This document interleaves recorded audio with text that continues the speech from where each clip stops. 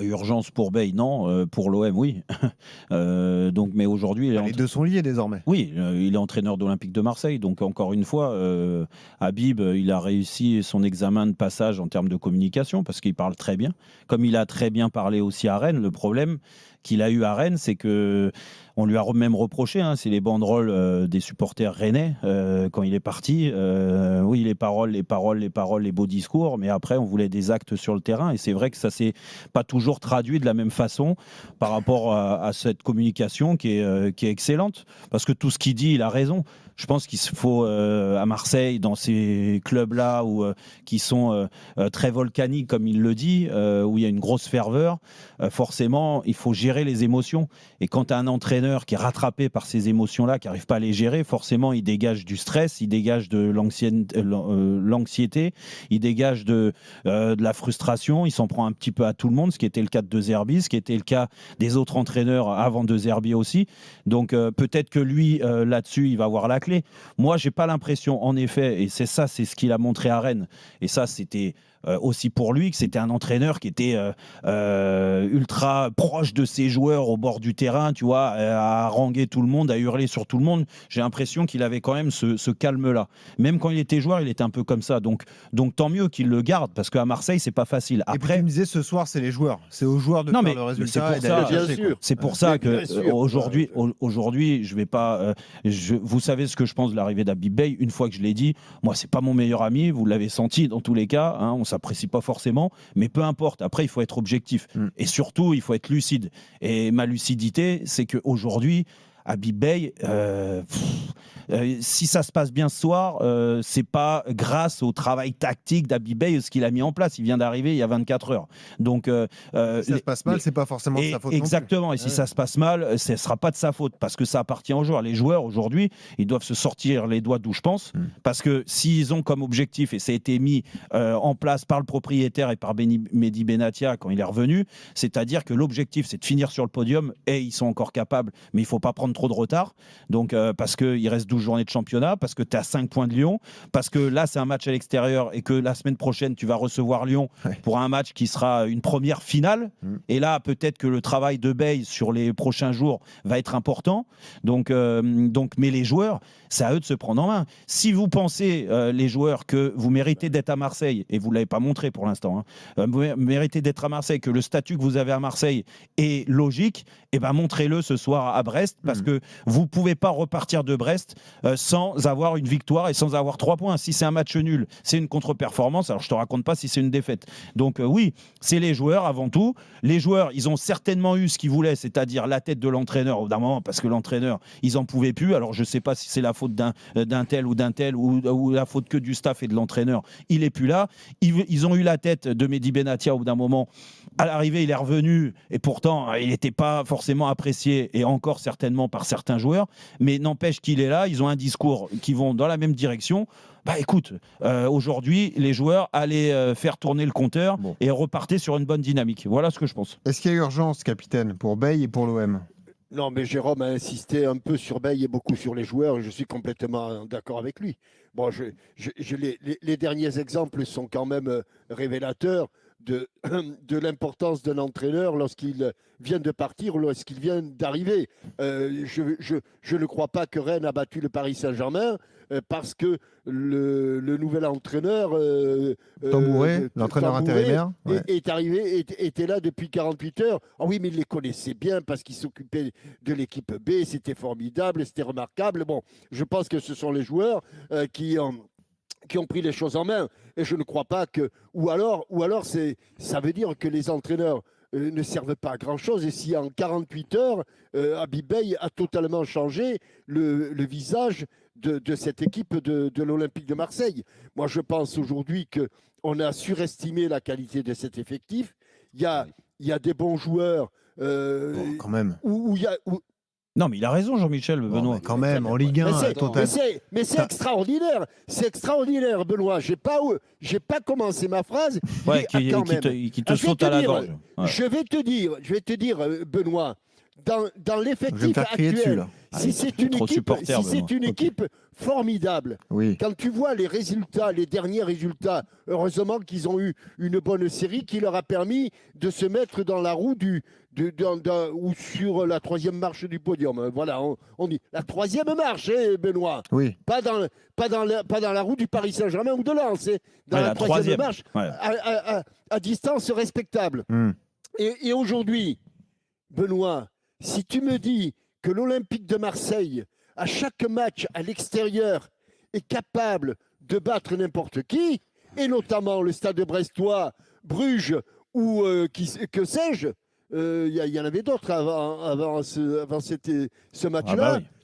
Bon, je veux bien, mais moi, je constate qu'à l'extérieur, cette équipe devait prendre un point à Bruges. Non, ne devait perdre que 2-0 à Bruges. Ben, ils n'ont fait ni l'un ni l'autre.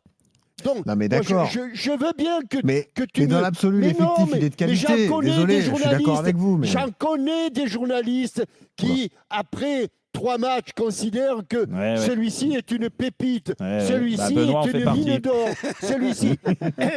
et qu'à la sortie, c'est un gros coup d'épée dans l'eau. Donc, écoute-moi bien. On est entouré, Jean-Michel, de Benoît et de Jean-Louis. Donc, je ne regarde que justement, j'allais intervenir. Je ne suis pas d'accord.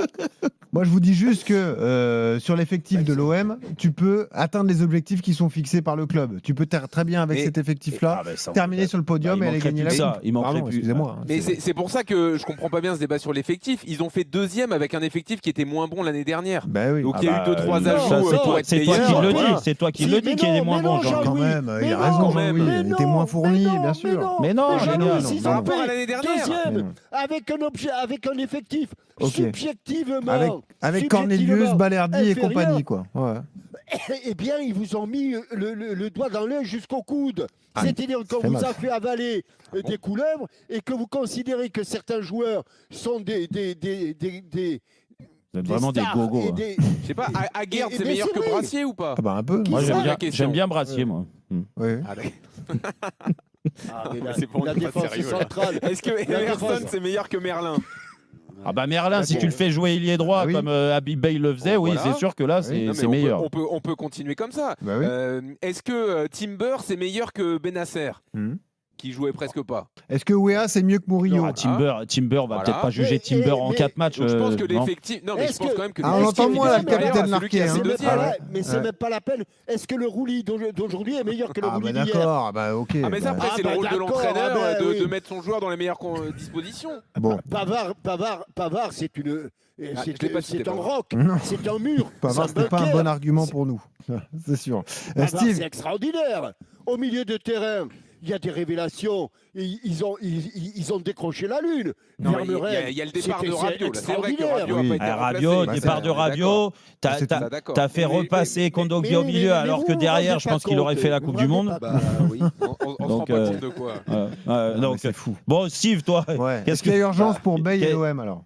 De toute façon, à l'OM, il y a toujours de l'urgence. Moi, je veux bien que Habib Bey mette vraiment du calme. Est-ce qu'on va voir sa patte? Forcément tactique, non. Forcément, on ne va pas la voir. Les joueurs ont une grande responsabilité dans le prochain résultat.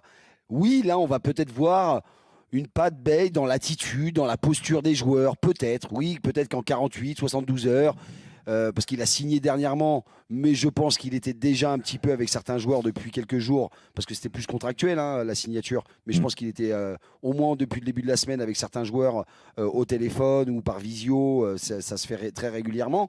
Moi, je pense qu'on va le voir là-dessus.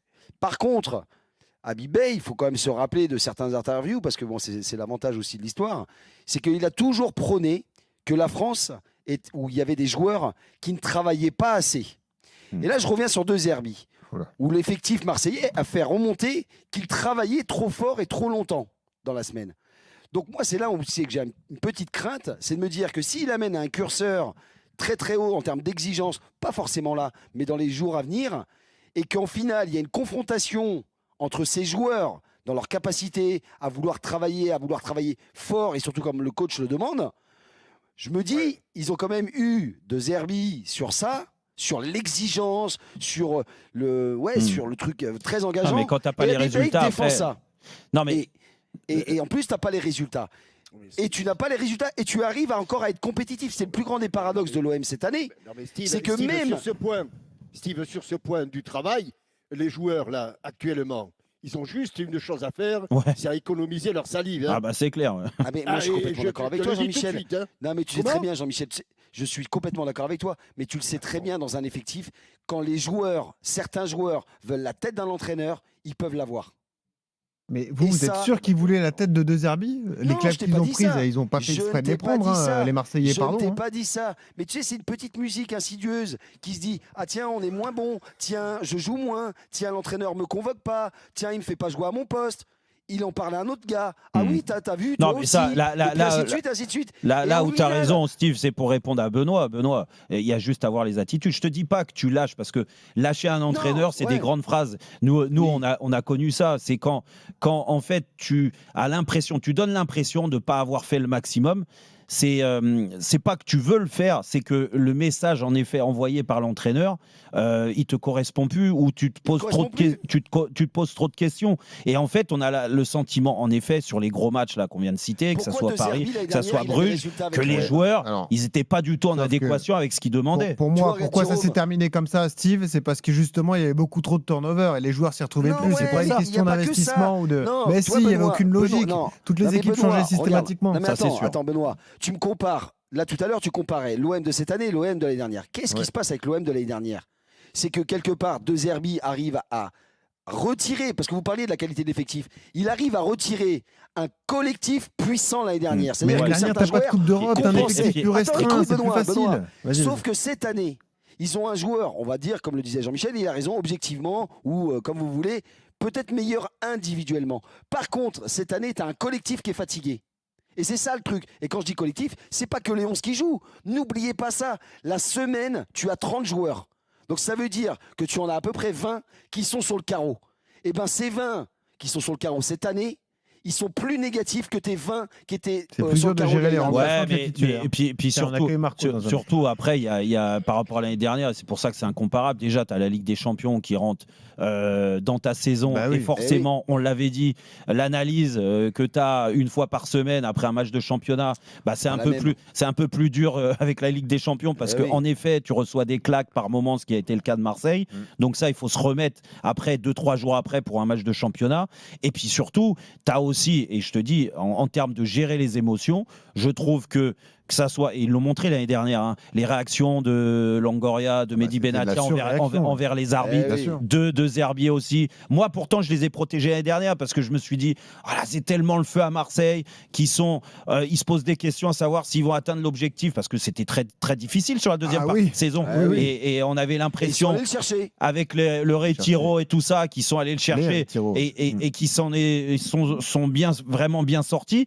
Cette année, le problème, c'est qu'ils ont été rattrapés par ces émotions-là, parce qu'ils t'ont expliqué en début d'année, tous, que ça soit De Zerbi, Benatia et Pablo Longoria, et même les joueurs, que l'effectif était bien meilleur, qu'ils avaient de l'expérience, qu'ils avaient gagné du temps par rapport à la Ligue des Champions qu'ils redécouvrent après 3 années d'absence. Et puis à l'arrivée, mauvais résultat,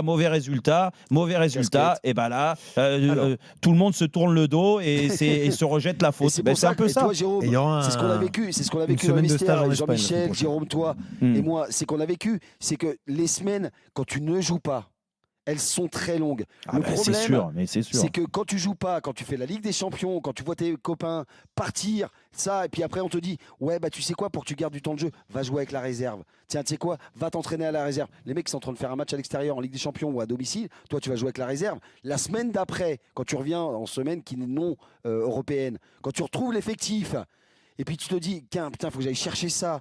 Et puis en plus, le coach, il fait 30 compositions différentes. Et je ne suis même pas dans le 11. T'as aucun repère. Mais je peux te le dire honnêtement, quand t'es joueur, entre guillemets, dit un peu remplaçant et t'es mis de côté, mais t'as une attitude qui n'est pas forcément positive.